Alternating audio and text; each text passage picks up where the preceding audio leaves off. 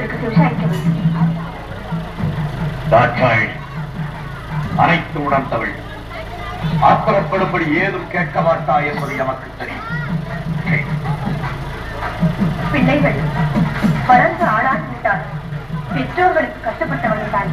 ஆண் பிள்ளையாக இருந்தால் அந்திய கால வரை பெற்றோருக்கு கஷ்டப்பட்டார். பெண்ணாக பிறந்துவிட்டால் பருவம் அடைந்த பிறகு மற்றொருவனுக்கு மாலையிட்டு விட்டால் கணவனுக்கு தான் கட்டுப்பட்டார்.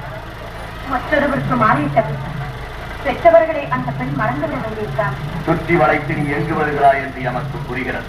சுருக்கமாக கோபப்பட்டு விடாது. மறுபடியும் மன்றாடி கேட்டுக்கொண்டு என்ன கேட்கப் போகிறாய்?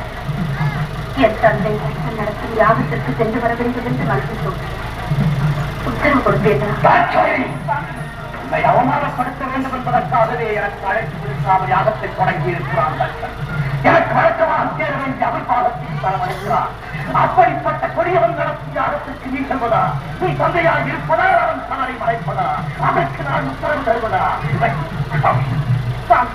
அவர் அழைத்த மறுத்ததையும் அவிர்வாதம் கொடுக்காமல் இருப்பதையும் குற்றம் என்று சுட்டிக்காட்டி உங்களையும் வரவேற்று யாகத்தை முடியுங்கள் என்று அறிவுரை கூறத்தான் போகிறேன். அறிவு சச்சனுக்கு ஏராளம், அதைவிட ஆணவம் ஏராளம் ஏராளம். அந்த ஆணவத்தை அகற்றி நல்லறிவு புகட்டத்தான் நான் போகிறேன். உன்னால் முடியாது. ஏன் முடியாது? அவன் அழியும் காலம் வந்து விட்டது. அதை தடுத்து நான் நிறுத்துகிறேன். நடக்காது. ஏன் நடக்காது? அவன் விதி முடிந்து விட்டது. அந்த விதியை என் மதியால் வெல்லுகிறேன். வேதையே அவமானப்பட்டு திரும்ப போகிறாய்.